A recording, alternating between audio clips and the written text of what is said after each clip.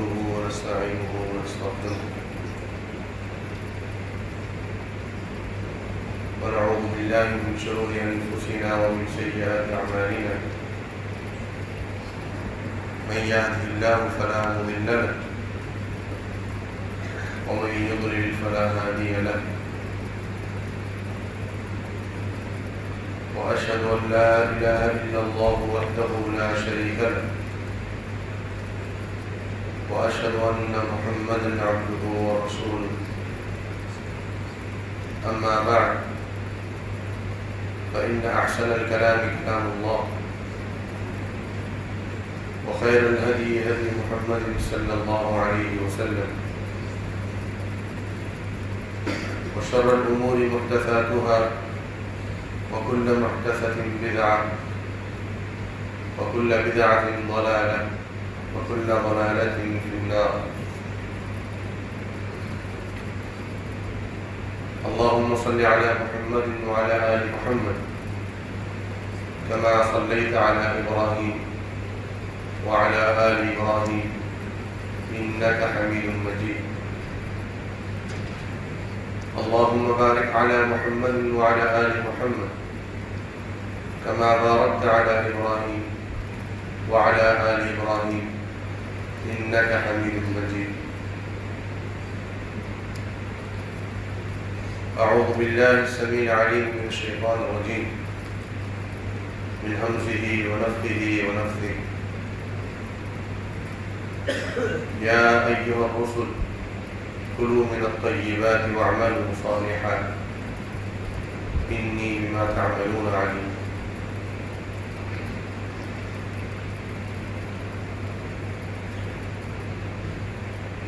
مختصر حمد و ثنا کے بعد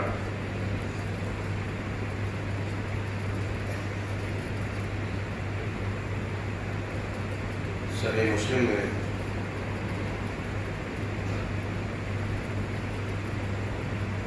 ایک حدیث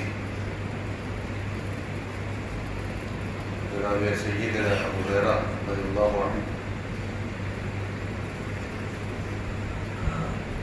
فرماتے ہیں کہ رسول اللہ صلی اللہ علیہ وسلم نے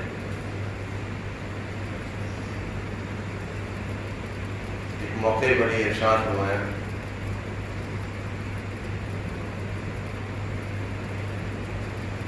ان اللہ امر المرسلین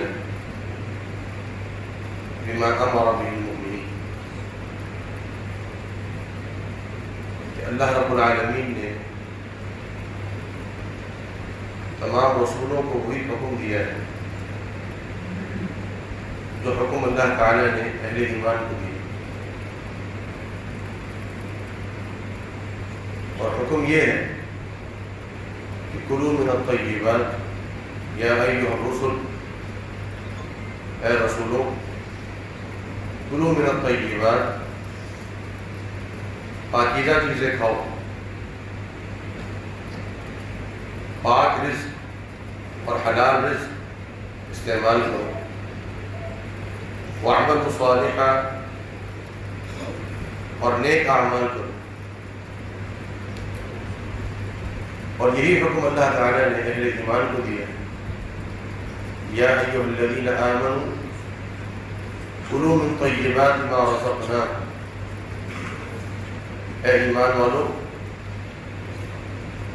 ان پاکیزہ چیزوں کو استعمال کرو، وہ حلال رزق استعمال کرو جو ہم نے تمہیں دیا ہے. واشکروا للہ، اور اللہ کا شکر ادا کرو.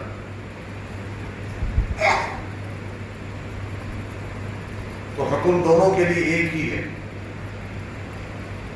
کہ حلال رزق استعمال کرو، اور حرام رزق سے جسے اللہ رب العالمین نے حرام کیا ہے اور اللہ کے رسول صلی اللہ علیہ وسلم نے حرام کہا ہے، اس رزق سے اپنے آپ کو بچاؤ.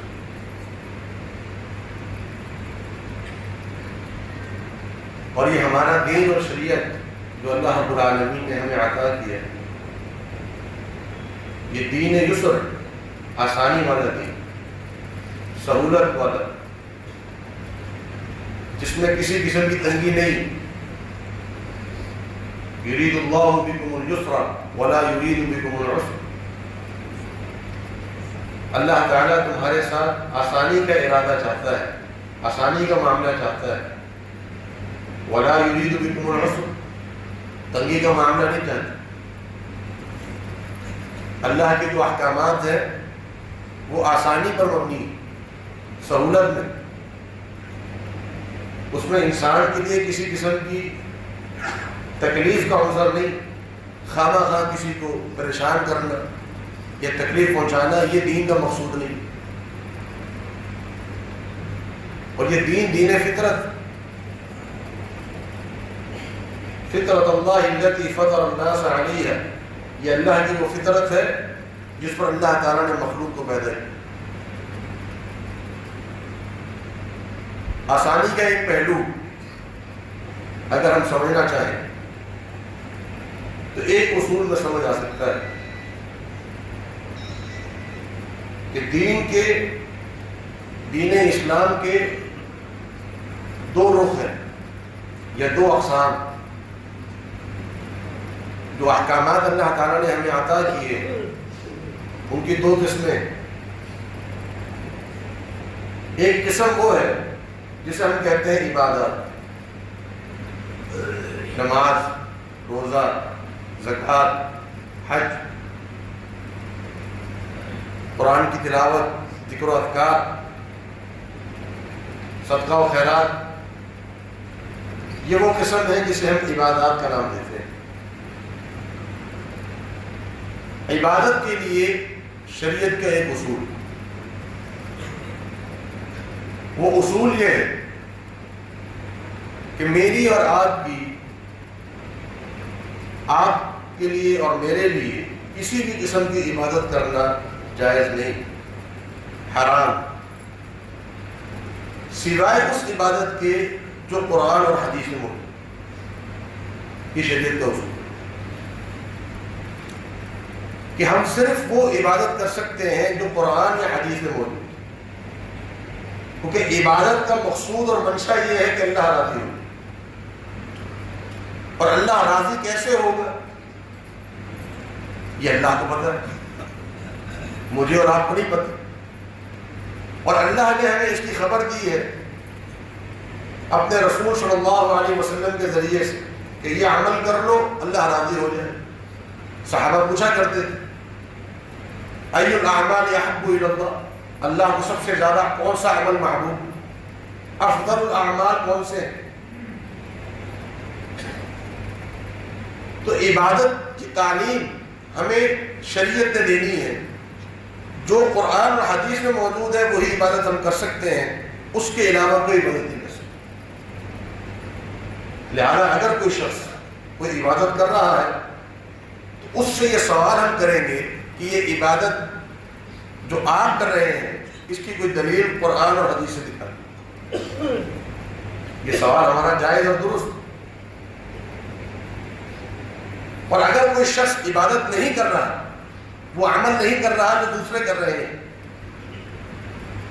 تو اس کو گناہ گار ثابت کرنے کے لیے بھی قرآن اور حدیث سے دلیل چاہیے. تو عبادت کرنے والے سے دلیل مانگنا ضروری, کیونکہ اس کے لیے اور میرے لیے اور آپ کے لیے عبادت حرام جب تک کہ قرآن اور حدیث سے دلیل نہیں. سیدنا علی بن ابی طالب رضی اللہ عنہ اپنے دور خلافت میں کوفہ میں عیدگاہ میں موجود, ایک شخص کو دیکھا کہ وہ عیدگاہ میں آیا اور 2 نفل ادا کرنا شروع کر دیا. سیدنا علی اٹھے, اس کی نماز پڑھوا دی. وہ ناراض ہو گئی کہ اللہ آپ کو اس کا گناہ دے گا کہ آپ نے میری نماز پڑھوا دی. علی بن ابی طالب رضی اللہ عنہ نے فرمایا کہ یہ جو تم نماز پڑھ رہے تھے یہ گناہ کا عمل تھا, کیونکہ تم وہ نماز پڑھ رہے تھے جس کی دلیل قرآن و حدیث میں نہیں. نبی صلی اللہ علیہ وسلم نے عیدگاہ میں آ کر عید کی نماز سے پہلے کوئی سنت ادا نہیں. لہذا اگر کوئی شخص یہ کہے کہ میں جو عمل کر رہا ہوں اس کی ممانعت کہاں ہے، اس کو یہ اصول بتانا چاہیے کہ ما آتاکم الرسول فخذوہ، کہ عبادت کے لیے شریعت کا اصول یہ ہے کہ جو رسول دے دے وہ لے لو۔ عبادت کے لیے اصول یہ نہیں ہے کہ ممانعت کا ہے، عبادت کے لیے اصول یہ ہے کہ اجازت کا ہے، یہ عمل کرنے کی، یہ عبادت کرنے کی اجازت کا ہے۔ اس کا معنی کیا ہو کہ اب ہم نے صرف وہ عبادت کرنی ہے جو قرآن و حدیث میں لکھی ہے۔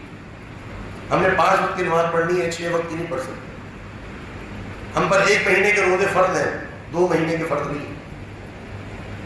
ہم پر زندگی میں 1 دفعہ حج فرض ہے، 2 دفعہ نہیں۔ سال میں 1 دفعہ زکوٰۃ نکالنی ہے، 2 دفعہ نہیں نکالنی۔ یہ عبادت اور معاملات کے لیے اصول کیا ہے؟ معاملات کے لیے شریعت کا اصول یہ ہے کہ میرے اور آپ کے لیے ہر چیز حلال اور جائز۔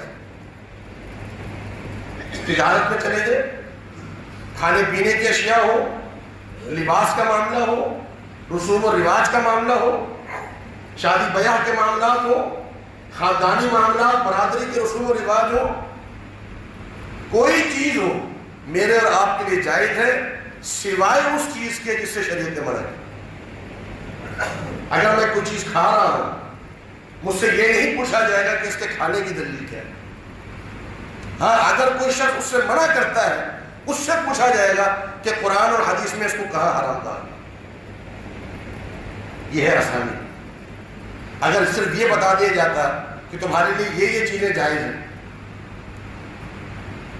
تو باقی چیزیں ہم پر حرام ہو جائیں۔ لیکن شریعت نے اصول کیا بیان کیے؟ اللہ رب العالمین نے فرمایا هو الذی خلق لکم ما فی الارض جمیعا، وہی وہ ذات ہے جس نے زمین میں جو کچھ ہے تمہارے لیے پیدا کیا۔ وسخر لکم ما فی السماوات وما فی الارض واسبغ علیکم نعمہ ظاہرۃ وباطنہ، اور تمہارے لیے مسخر کر دیا جو کچھ بھی آسمانوں میں ہے، جو کچھ بھی زمین میں، اور ظاہری اور باطنی نعمتوں کے دریا تم پر اڈیل دی۔ نبی صلی اللہ علیہ وسلم نے مجھے اور آپ کو یہ تعلیم نہیں کی کہ کون سا جانور کھا سکتے ہیں۔ آپ صلی اللہ علیہ وسلم نے یہ فرمایا ہے کہ کون سا جانور نہیں کھا سکتے۔ فرمایا کہ جو درندہ ہو، جس کی 2 پچھلیاں ہو، وہ نہیں کھا سکتے، باقی دنیا جہاں کا کوئی جانور پکڑ لیجیے کھا سکتے۔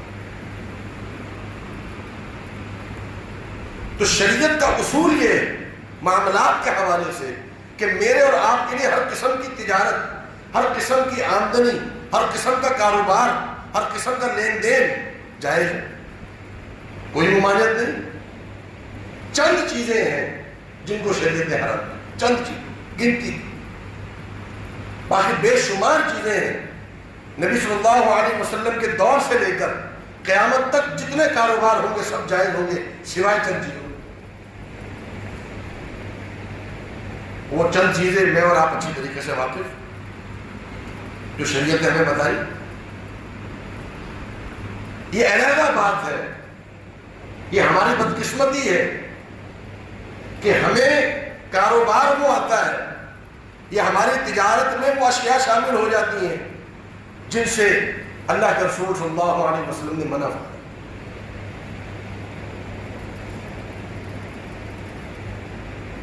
حلال آمدنی اور حلال کاروبار، یہ آج ایک انتہائی مشکل معاملہ بنا لیا ہم نے اپنے لیے۔ آج ہمارا کاروبار دھوکے کے بغیر نہیں ہو سکتا، ملاوٹ کے بغیر نہیں ہو سکتا، کرپشن کے بغیر ہم آمدنی کچھ نہیں کما سکتے، سود کے بغیر ہم رہ نہیں سکتے۔ یہ چند چیزیں ہیں جو شریعت نے ہم پر حرام کی، چند چیزیں۔ باقی لباس کے حوالے سے کاروبار ہے، کسی بھی حوالے سے، تعمیرات کے حوالے سے، لین دین کا کوئی معاملہ ہے، شریعت نے کوئی پابندی نہیں کی۔ میں اگر کوئی دکان کھولتا ہوں، کوئی کاروبار کھولتا ہوں، مجھ سے یہ سوال کرنا غلط ہوگا کہ یہ جو کاروبار آپ کر رہے ہیں اس کے حلال ہونے کی دلیل ہے. یہ سوال غلط ہے. ہاں اگر کوئی شخص میرے کاروبار کو، میری تجارت کو حرام کہتا ہے، میں اس سے دلیل مانگ سکتا ہوں کہ اس کو حرام کہنے کی دلیل ہے. شریعت نے کتنی آسانی ہے. یرید اللہ بکم الیسر. عبادت وہ کرنی ہے جو شریعت میں ہے. معاملہ سارے کر سکتے ہو،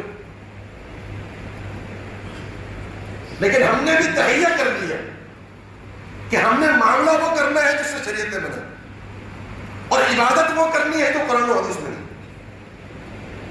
ہمارا معاملہ برعکس ہو گیا، الٹا ہو. یہ ہے نفس کے اور شیطان کے کھیل.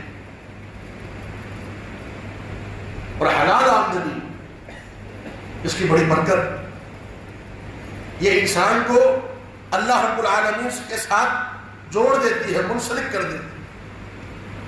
انسان حلال کی تلاش میں ہوتا ہے.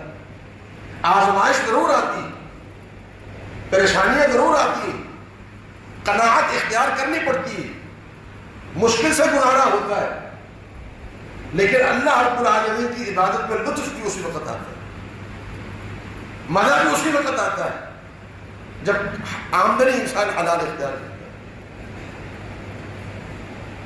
آپ دیکھیے کہ آیت میں اللہ رب العالمین نے کیسے تو احکامات کو جوڑے. کلوا من الطیبات واعملوا صالحا. اے رسولوں، پاکیزہ چیزیں کھاؤ، نیک اعمال کرو. پاکیزہ چیزیں کھاؤ، نیک اعمال کرو. یعنی پاکیزہ چیزیں کھانے کا نیک اعمال کے ساتھ بڑا گہرا تھا. مجھے اور آپ کو بھی یہ حکم دیا، کلوا من طیبات ما رزقناکم. اے اہل ایمان، چیزیں وہ کھاؤ، تجارت کو اختیار کرو، آمدنی کو اختیار کرو جو پاکیزہ ہو، حلال ہو، جو ہم نے تمہیں عطا کی. واشکروا للہ، اور اللہ کا شکر ادا کرو.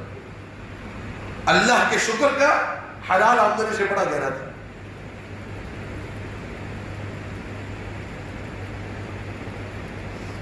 پھر نبی صلی اللہ علیہ وسلم نے ایک شخص کا تذکرہ کیا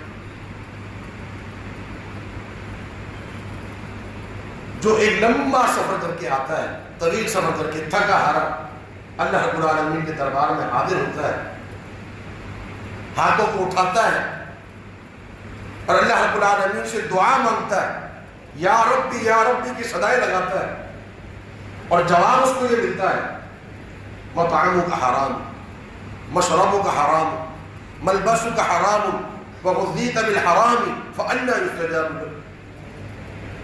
اے بندے، تیرا کھانا حرام کر، تیرا پینا حرام کر، تیرا لباس حرام کر، تیری پرورش حرام کی، تیری دعا کیسے قبول ہو، تیری عبادت کیسے قبول ہو. نبی صلی اللہ علیہ وسلم کا فرمان کہ جس شخص کے پیٹ میں ایک گھونٹ شراب کا چلا گیا، ایک گھونٹ شراب کا چلا گیا،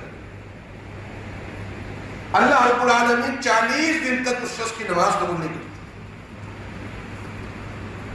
اور علماء فرماتے ہیں کہ یہ حکم صرف شراب کے لیے نہیں، شراب کے لیے وحی کیوں ہے؟ کیونکہ شراب حرام. تو ہر وہ لقمہ، ہر وہ گھونٹ جو حرام کا ہوگا، اس کی سزا یہی ہے کہ 40 دن تک انسان کی عبادت قبول نہیں، کوئی اجر و ثواب. سعد بن ابی وقاص رضی اللہ تعالی عنہ، نبی کریم صلی اللہ علیہ وسلم سے گزارش کہ اے اللہ کے رسول صلی اللہ علیہ وسلم، میرے لیے دعا کیجیے کہ میں مستجاب دعویٰ بن جاؤں، میری دعائیں قبول ہوا کریں، جو مانگوں، جو فریاد کروں اللہ قبول کرے. نبی صلی اللہ علیہ وسلم نے ایک نسخہ بتایا.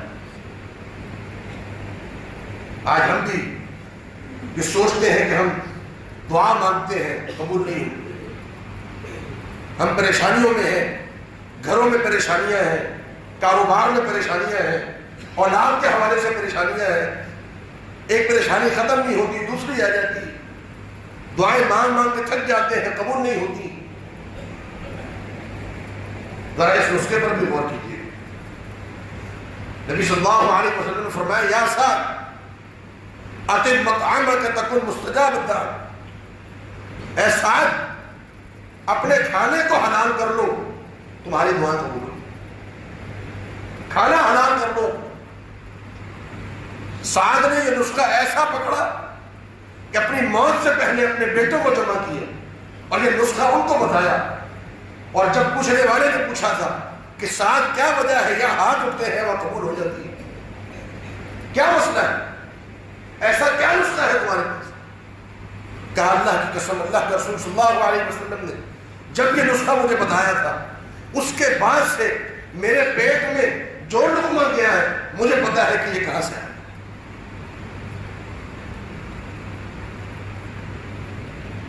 کیا ہماری کیفیت یہی ہے؟ ہمارا معاملہ ایسا ہی ہے؟ کیا ایک ایک لقمہ جو ہمارے پیٹ میں جاتا ہے ہمارے منہ میں جاتا ہے، وہ ایک ایک روپیہ جو ہم خرچ کرتے ہیں اس کے حلال ہونے کا ہمیں اندازہ ہے یا نہیں ہے؟ یا ہماری کیفیت ایسی ہو چکی ہے کہ جس کے بارے میں نبی صلی اللہ علیہ وسلم نے فرمایا کہ قیامت سے پہلے میری امت پر ایک زمانہ ایسا ہے لا یبال المرء مما اخذ ام من الحلال ام من الحرام، کسی انسان کو یہ پرواہ نہیں ہوگی اس نے کمایا کہاں سے، یہ پرواہ نہیں ہوگی، حلال سے کمایا ہے یا حرام سے کمایا ہے اس کو پرواہ نہیں۔ صحیح بخاری کی یہ فرمایا میری امت پر ایسا وقت ہے اس کو فکر اور صرف فکر یہ ہوگی، سوچ یہ ہوگی کہ کہیں سے کمال، کہاں سے کماؤں، حلال ہو یا حرام ہو اس کو چھوڑ۔ آج حرام ہم اپنا حق سمجھ کے وصول کرتے ہیں۔ نبی کریم صلی اللہ علیہ وسلم کا فرمان میرا اور آپ کا رزق لکھا گیا، پوری دنیا جمع ہو جائے، ایک لقمہ جو اللہ نے میرے لیے نہیں لکھا میں نہیں کھا سکتا، وہ ایک روپیہ جو آپ کے حق میں نہیں لکھا اللہ نے ساری دنیا جمع ہو جائے آپ کو دے نہیں سکتا، رزق لکھ دیے۔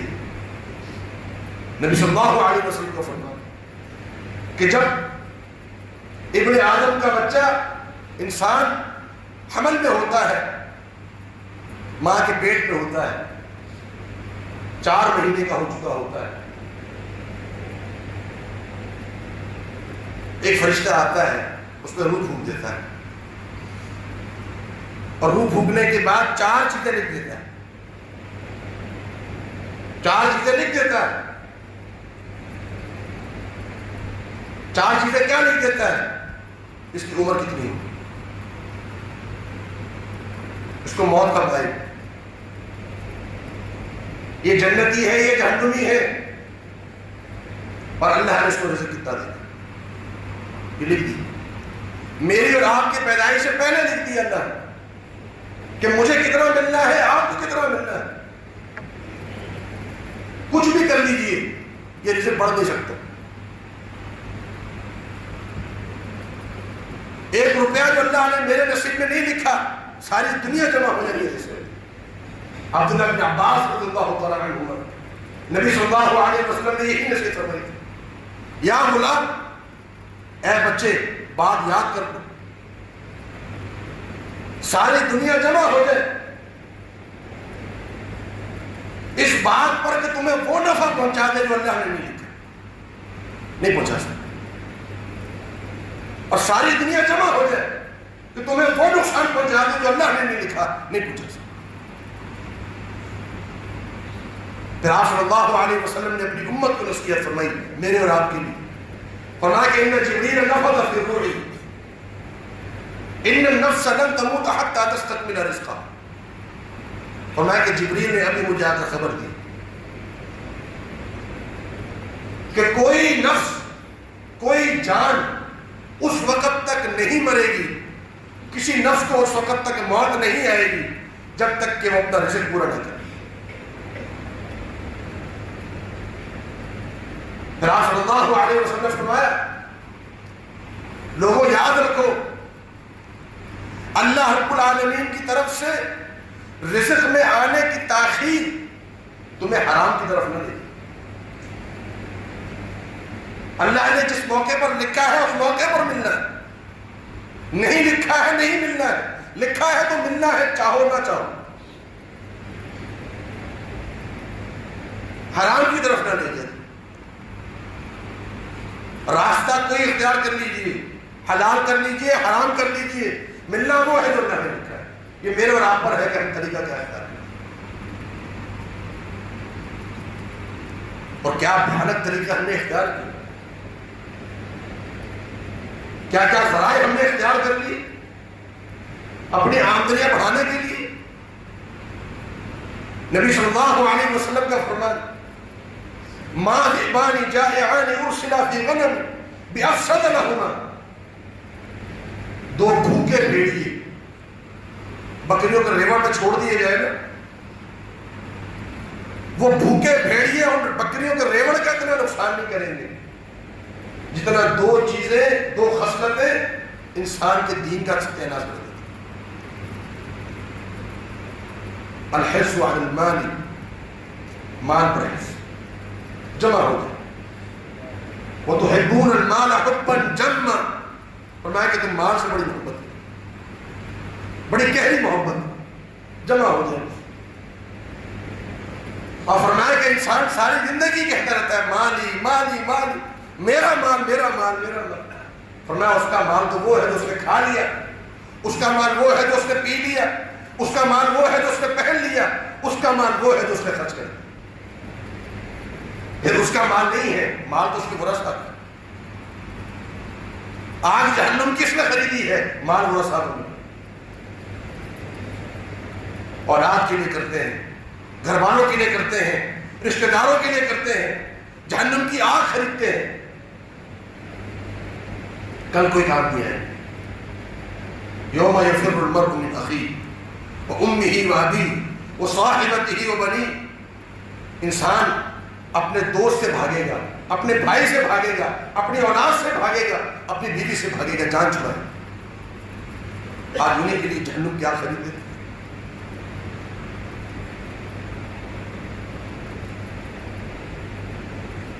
بدیانتی, خیانت, مالوں میں خیانت. نبی صلی اللہ علیہ وسلم کا فرمایا کہ جو غلول ہے, غلول مالوں میں خیانت کر لینا, یہ کوئی معمولی گناہ نہیں, معمولی گناہ نہیں ہے. ایک صحابی کا واقعہ, بلکہ غلام کا واقعہ. نبی صلی اللہ علیہ وسلم کا غلام تھا, صحیح بخاری میں موجود. کسی غزوہ میں شریک تھا, نبی صلی اللہ علیہ وسلم کی خدمت کر رہا تھا. آپ صلی اللہ علیہ وسلم کے لیے خیمہ گاڑ رہا تھا, خدمت میں مصروف, غزوے کی حالت. اہل ایمان میں سے کافروں کا تیر آ کے لگا گردن میں, وہی فوت ہو. کیا مبارک صاحب خدمت نبی صلی اللہ علیہ وسلم, غزوے کی حالت میں, میدان جنگ میں, تیر کافروں. صحابہ نے نعرہ بلند کر دی, شہید ہو گیا, شہید ہو گیا. اور میں تم کیسے کہتے ہو شہید ہو؟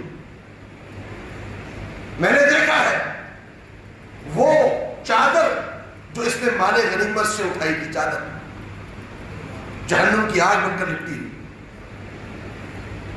ہے. کون؟ صحابہ میں سے, اہل ایمان میں سے, نبی صلی اللہ علیہ وسلم کا خدمت گزار ہے. میدان جنگ میں کافروں کا تیر لگا ہے, اللہ نے معاف نہیں کی. کیوں؟ خیانت کی تھی. ایک چادر اٹھائی تھی مال غنیمت سے. چادر کی کیا حیثیت ہے؟ چلو سونا اٹھا لیا ہوتا, کوئی خزانہ اٹھا لیا ہوتا.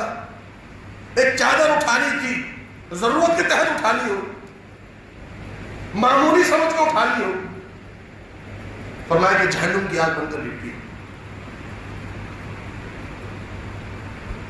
صحابہ کہاں اٹھے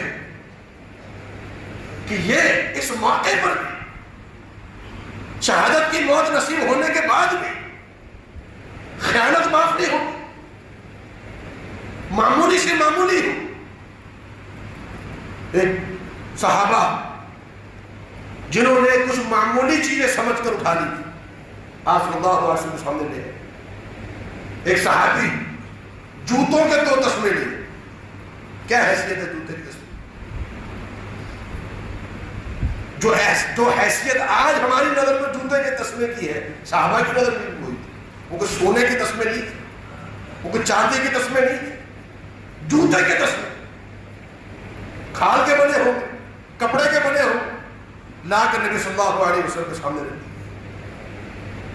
آپ صلی اللہ علیہ وسلم نے یہ نہیں فرمایا کہ معمولی ہے اٹھا لو، اس کا مسئلہ نہیں ہے، نہیں فرمایا شراکان من نار، جہنم کے 2 تسمے ہیں جن سے تمہیں نجات ملی، جہنم کے 2 تسمے۔ آج کسی کا مال ہمارے پاس پڑا ہو، ہم کسی منصب پر ہو، کسی عہدے پر ہو، لوگوں کے مالوں کی حفاظت کر رہے ہو، اس میں سے اپنا حق سمجھ کے وصول کرتے، حق سمجھ کے، حلال سمجھ کے وصول کرتے۔ ایک صحابی کو نبی صلی اللہ علیہ وسلم نے زکوٰۃ جمع کرنے کے لیے بھیجا، وہ زکوٰۃ لینے گئے، واپس آئے، بڑی امانت داری کے ساتھ ساری زکوٰۃ جمع کر، یہ فلاں علاقے سے ملی، یہ فلاں علاقے سے ملی، اتنی ملی، یہ ہوا، ساری تفصیلات نبی صلی اللہ علیہ وسلم کے گوش گزار کی، سارا مال جمع کرا۔ چند چیزوں کے بارے میں کہنے لگا کہ یہ وہ چند چیزیں ہیں جو مجھے تحفہ دیں۔ میں فلاں علاقے میں گیا، فلاں قوم میں گیا، انہوں نے تحفے دی، زکوٰۃ پوری دی، زکوٰۃ میں کسی قسم کی کمی نہیں، کوئی ڈنڈی نہیں بنی، لیکن علیحدہ سے مجھے میری محنت دیکھتے ہوئے کچھ تحفہ دے۔ آپ صلی اللہ علیہ وسلم نے سارا معاملہ نہیں رکھا، صحابہ کو مسجد میں جمع کی، ممبر پر تشریف فرما ہو، اور یہ معاملہ صحابہ کو جمع کرنا، صحابہ سمجھ جاتے تھے کہ کوئی اہم معاملہ ہے، کسی غزوے کا اعلان ہونے والا ہے، کوئی وحی نازل ہوئی، کوئی اہم معاملہ، کوئی اہم تبدیلی، صحابہ جمع ہو۔ آپ صلی اللہ علیہ وسلم فرمایا ما بال اقوام، ان لوگوں کا کیا معاملہ ہے جن کو ہم بھیجتے ہیں کسی ذمہ داری کی، وہ وہاں سے واپس آنے کے بعد ہمیں یہ بات کرتے ہیں کہ یہ آپ کا ہے اور یہ میرا تحفہ ہے۔ آپ صلی اللہ علیہ وسلم کے الفاظ ہوئی، آپ صلی اللہ علیہ وسلم نے فرمایا کہ میں کہتا ہوں جاؤ اپنے گھر میں بیٹھو، اپنے باپ کے گھر میں بیٹھو، پھر میں دیکھتا ہوں تمہیں تحفہ کون دیتا۔ اپنا منصب چھوڑیے، اپنا عہدہ چھوڑیے، پھر دیکھیے آپ کو تحفہ کون دیتا۔ آج تحفے سمجھ کے ہم بہت ساری چیزیں وصول کر لیتے، اپنے عہدے کا ناجائز فائدہ اٹھا، فرمایا کہ حرام، یہ معاملہ حرام، بھلے تم نے اپنی ذمہ داری صحیح طریقے سے ادا کی، پھر رشوت کا معاملہ کس قدر سنگین آج ہمارے یہاں تو عادت بن گئی، کلچر بن گیا ہے، ثقافت بن گئی ہے، ہماری رگوں میں، نسوں میں دوڑ رہی ہے۔ سنن ابن ماجہ کی صحیح حدیث، فرمایا الراشی والمرتشی کلاہما فی النار، رشوت لینے والا، رشوت دینے والا، دونوں جہنم میں۔ کیا وجہ ہے کہ آج حلال کاروبار کرنا اسلامی معاشرے میں مشکل ہو، اس لیے کہ یہ مال کی حرص اس نے تباہ و برباد کیا۔ نبی صلی اللہ علیہ وسلم نے میرے اور آپ کے متعلق فرمایا، فرمایا کہ لو کان لابن آدم وادیان من ذهب، کسی انسان کو، ابن آدم کو اللہ 2 وادیاں دے دینا، سونے کی 2 وادی، وادی کیا ہوتی؟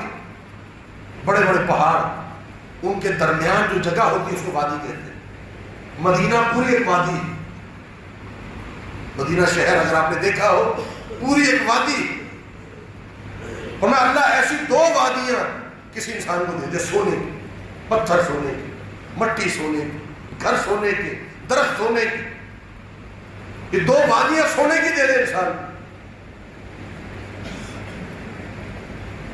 اس کا دل نہیں بھرے گا، فرمایا کہ وہ تیسری کی تلاش میں نکلے، دل نہیں بھرے گا۔ ماں ملا ابن آدم، ماں ملا جوف ابن آدم الا التراب، فرمایا آدم کے پیٹ کو مٹی بھر سکتی ہے اور کچھ نہیں بھر سکتی۔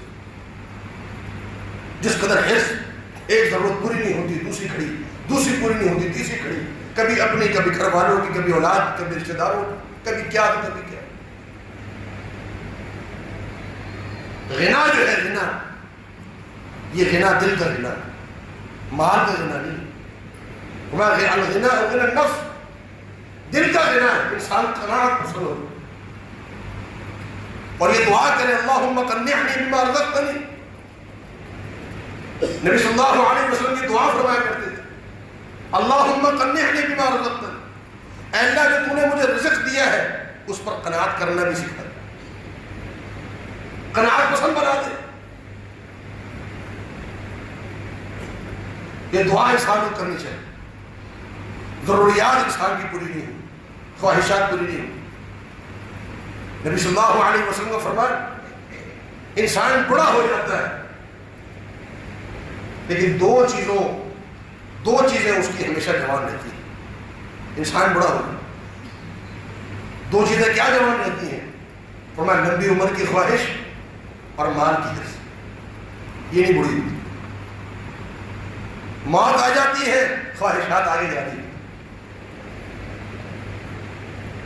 اور انہی چیزوں نے ہمیں حرام آمدنی اختیار کرنے کی طرف لگا۔ اللہ اکبر، اور سود کا معاملہ کس قدر قبیح اور بڑا جرم کہ نبی صلی اللہ علیہ وسلم یہ فرما رہے ہیں، نبی صلی اللہ علیہ وسلم جیسا با حیا، شرم رکھنے والا، حیا اور عفت رکھنے والا، جن کی زبان سے وہ الفاظ نہیں نکلتے جو آج ہماری زبانوں سے عادتاً نکل جاتے ہیں، نہیں۔ ما کان النبی صلی اللہ علیہ وسلم بذیئا ولا متفاحشا، نبی صلی اللہ علیہ وسلم فضول گفتگو کرنے والے، غلط بات فحش گفتگو کرنے والے نہیں تھے، لیکن الفاظ دیکھیے حدیث میں آپ صلی اللہ علیہ وسلم نے فرمایا ایک لقمہ سود کا 33 زنا سے بڑھ کر بڑا جرم، ایک لقمہ سود۔ اور فرمایا کہ سود کھانے والا یوں ہے، اللہ اکبر، فرمایا یوں ہے جیسے اپنی ماں سے بدکاری کرے۔ یہ الفاظ کون کہہ رہا ہے؟ نبی صلی اللہ علیہ وسلم۔ اس قدر بڑا جرم، اس قدر بڑا جرم کہ اللہ رب العالمین نے فرمایا فَأَذَنُوا بِحَرْبٍ مِّنَ اللَّهِ وَرَسُولِهِ، اے لوگوں سن لو، سود نہیں چھوڑتے ہو، اللہ اس کے رسول کے خلاف اعلان جنگ کرے۔ شرک پر نہیں کہا کہ اگر شرک نہیں چھوڑتے ہو تو اللہ کے خلاف اعلان جنگ کرے۔ کسی اور گناہ پر، قتل پر نہیں کہا، قتل و غارت نہیں چھوڑتے ہو تو اللہ کے خلاف اعلان جنگ۔ فحاشی پر نہیں کہا، بدکاری پر نہیں کہا، کسی اور حرام آمدنی پر نہیں کہا، کس پر کہا؟ سود کے حوالے سے۔ اور اللہ رب العالمین کا ایک ایک کہ کلام کا ایک ایک لفظ قابل غور ہوتا ہے۔ فَأَذَنُوا بِحَرْبٍ مِّنَ اللَّهِ وَرَسُولِهِ يَمْحَقُ اللَّهُ الرِّبَا وَيُرْبِي الصَّدَقَاتِ، فرمایا کہ اللہ تعالیٰ سود کو تباہ کرتا ہے، سود میں برکت نہیں ہوتی۔ آج ہم نے اپنے اکاؤنٹ کھلوائے ہوئے بینکوں کے اندر، سیونگ اکاؤنٹ، سرٹیفکیٹ، سود کے معاملے میں کہاں کہاں ہم پہنچ چکے، اور جائز سمجھ۔ اور ایک نیا ہمارے سامنے کاروبار شروع ہو گیا سود کا، جس کو ہم اسلامی بینکاری کہتے ہیں۔ یہ بھی جائز نہیں، تفصیل کا وقت نہیں ہے، صرف اتنا سمجھ لیجیے کہ جائز نہیں. تو میرے بھائی حلال آمدنی یہ ہمارے لیے ضروری ہے، ہمارے ایمان کے لیے، اسلام کے لیے، عمل صالح کے لیے. اللہ رب العالمین سے دعا ہے کہ اللہ تعالیٰ ہمیں اپنی آمدنیوں کو حلال بنانے کی اور حلال آمدنی اختیار کرنے کی توفیق عطا فرمائے. اور جو بے روزگار ہیں اللہ تعالیٰ انہیں حلال روزی عطا فرما دے. اور جو جن کے پاس اللہ تعالیٰ نے آمدنیاں دی ہوئی ہیں، روزگار دیا ہوا ہے، اللہ تعالیٰ انہیں اپنی آمدنیوں کو، روزگاروں کو حلال بنانے کی توفیق عطا فرمائے اور حرام سے بچنے کی توفیق عطا فرمائے. واخر دعوانا الحمد للہ.